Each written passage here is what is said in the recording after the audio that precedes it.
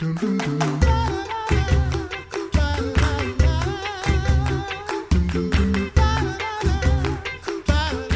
listening to The Coffee Hour. I'm Sarah Gulseth. I'm Andy Bates. Thanks to our underwriter, Concordia University, Wisconsin, for your support of The Coffee Hour. You can find out more about them at cuw.edu. Live Uncommon. So today is another installment of the Here I Write conference series. Katie Schuermann was the brainchild behind this conference to bring together Lutheran writers, supporters of Lutheran authors, people who have resources for those who are creative with words. So today we get to talk with an author, Naomi Stephens, who is a bookworm turned teacher turned writer and author of Shadow Among Sheaves, which is on my to-read list right now, a 19th century retelling of the Ruth and Boaz story set during the British occupation of India, which is also one of my favorite time periods to read about. So this is super exciting. Thank you so much, Naomi, for joining us on the Coffee Hour. Oh, thank you. I'm excited. So tell us a little bit about why you decided to write this book, and then we'll get into your presentation. But I want a little bit of background on you first. Absolutely. So I studied British literature through my master's program. And I had always been a little hesitant about working on historical fiction. I had been writing more of like young adult in that genre, like dystopia before, nothing that ever made it anywhere. And I loved the story of Ruth and Boaz, and I wanted to reset it. And I was trying to think of different opportunities. And one of my friends, who's actually my critique partner, she had been reading a bunch of Regency novels at the time when I was thinking about this. And she was sort of half jokingly, she's like, I'm spending a lot of money on some of these books, so you should just write me a Regency. And I thought, well, that's actually not a bad idea since I've studied, Victorian literature. And so it was not a Regency. I said it a little bit later so that I could bring in that Indian and imperialism, those elements. But yeah, I did what she asked. And here it is, probably 4 years after that conversation happened. So super grateful to her for that little comment. So help us understand historical fiction for those who might not have read much historical fiction. What do you love about it? What's unique about historical fiction? It's such a fascinating genre because if you read a lot of it, it's interesting to see how it gets woven in, like how the historical elements get woven in. And it's one of the things that kept me back from wanting, like from feeling comfortable jumping into the genre, is I'm not a historian. And so I think a lot of people think of historical fiction as like, these are the people that can write textbooks on like a whole period, a whole area of scholarship. And I thought, well, I've studied British literature, but when I first started working on it, I had to buy basically a new library of what were they eating? What were they wearing? What was the church like at this time? How much did things cost? And so what's fun about writing it is to try to sort of work that in seamlessly so that you don't feel like you're reading a textbook. And I love seeing stories used as vehicles for teaching about historical elements. It's why I love reading the genre. And it was certainly a challenge writing in the genre. So what's your starting point? Where do you begin when writing historical fiction? Well, I started with just getting a lot of resources. And for those who are sort of wanting to start writing in the historical fiction genre, it's going to feel really overwhelming at first because you get all these resources that cover every topic that you can imagine. And you look at it and you think, my goodness, this is going to take me, 6 months just to read this before I can set pen to paper. But what really worked for me, and everyone's different, I'm sure, is letting the story kind of drive what you're researching.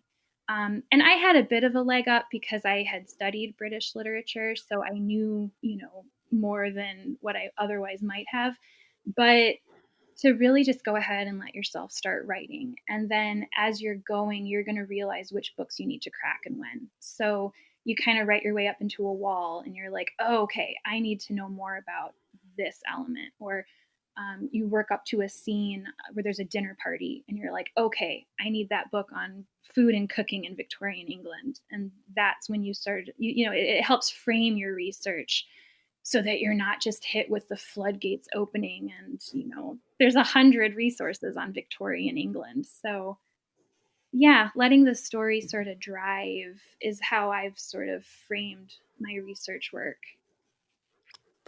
Yeah, there's there's so much you can look at and so much you can learn when you're trying to fit it into a story. And I think that's part of the magic of historical fiction for me, is that it's set in this real time and place, and yet you're able to bring these characters in that may or may not be real characters, and then shaping this story around them. That if you wanted to Google details, you can actually look up details about the story, and that it makes it that much more real. How do you fit those historical details into a work of fiction and make it seamless?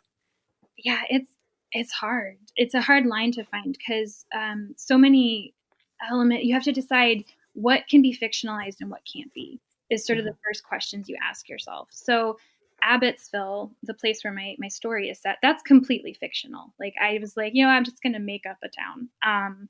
But then there's other elements where you want it to not, like I said earlier, you want it to feel like a textbook per se. So letting historical details come through your character's eyes and experiences. And oftentimes when I'm writing in the earlier drafts, I just kind of block off like, ooh, this is good historical data. And I say, plug it in.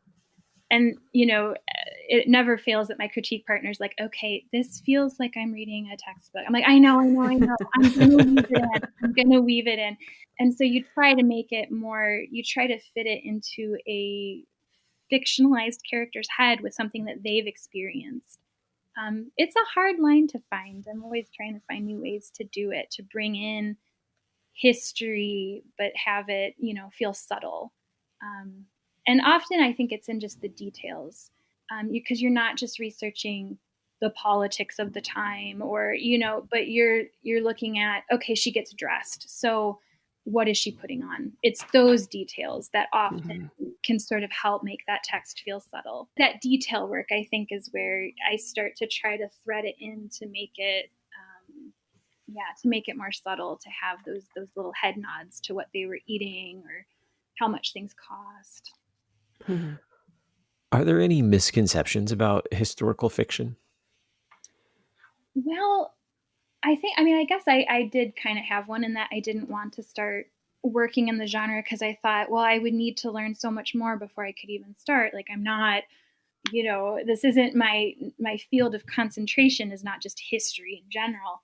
But I think that we're storytellers first. The story is paramount, that everything else kind of has to be there just to support that story. And so I suppose maybe that could be encouragement again for those who are sort of unsure about, like, could I write historical fiction? Absolutely, you could. Yeah. What's exciting to you most about bringing together your research and love of British literature, and then also this whole other side of history? What's exciting about marrying those two things in a story? There's so much more that I've learned about just that whole period of time. And there's so much that you want to pack into the book. And I guess this kind of goes in with your last question too, where there are so many fun little anecdotes that you find, that you unearth, and you think, I want to get that in there. And there's so much that gets kind of left on the cutting room floor, regrettably. I wrote a blog post about that for a Christian fiction book blogger, about all the little details that we find along the way, and they just can't quite fit into the book. And it's such a bummer when that happens, because it's so delightful to find things like that. And then when I go back and I read some of my favorite books, I go back to the authors that I love from that period, and I feel like I'm coming back to them with a more rounded view of how they were living. And that's really cool. I'm not just seeing it through the eyes of fiction, but I'm seeing it, like you said, through this blended, it just turns it into a whole different genre for me when I go back to the literature, to the fiction. Yeah. On the flip side of that, what's challenging about writing in this genre? What kind of roadblocks do you run into when you are when you are trying to bring together something that actually has historical data and that's something that somebody could go research and poke holes in if you're not Oh, careful enough? that's so frustrating. Yeah, there's a lot of times where I've been staring at my screen like it has to be set against this particular period. You can't wiggle the date, and something just isn't working. Yeah, that can be very, very frustrating.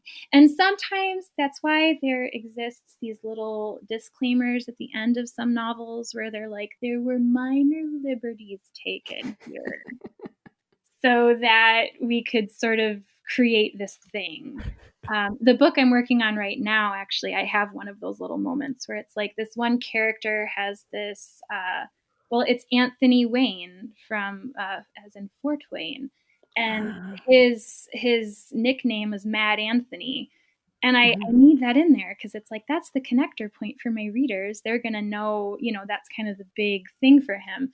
But technically, he wasn't called that until like a year after my book is set. And I'm like, oh, that can be in the disclaimer. Like, yes, he technically wasn't called that, but it's sort of an important grounding point for those who, might want to know. It's so hard. Yeah. Yeah, those disclaimers can be useful even when you're dealing with historical facts. Oh yeah, they wiggle you out a tight spot. Do you have any encouragement or any final thoughts or advice for aspiring writers or people who may be thinking about writing historical fiction? Oh yeah, just dive in, seriously, and find some resources and start reading and see if it looks like something you feel you can really commit yourself to. And the highest piece of advice I have for anybody is to find somebody who can read your work and give you honest feedback. Because I have a writing critique partner who's read every draft of this thing, just till she's probably cross-eyed. And it's so helpful to have outside perspective because there are times where you feel like you can't see the forest through the trees because you're 200 pages in and you're like, is this working? And so that's really invaluable. I highly recommend people find outside eyes to help them sort of think through their drafts. Perfect. Where can we find your current books and then your upcoming book as well? Well, my upcoming book, I'm just in the middle of writing. So that one, hopefully soon, but we'll see. Shadow Among Sheaves is available through Amazon, Barnes & Noble, anywhere books are sold. And my website is naomistephens.com. Wonderful. Naomi Stephens, author of Shadow Among Sheaves. Thank you so much for joining us on the Coffee Hour today. Oh, thank you so much. It was fun. You're listening to the Coffee Hour. I'm Sarah Gulseth. I'm Andy Bates. The Coffee Hour with Andy and Sarah is a production of KFUO. To support the Coffee Hour and KFUO Radio, visit kfuo.org. You can also text KFUO to 41444 or send an email to gifts@kfuo.org. And you can call us at 800-844-0524. KFUO. Christ for you, anytime, anywhere.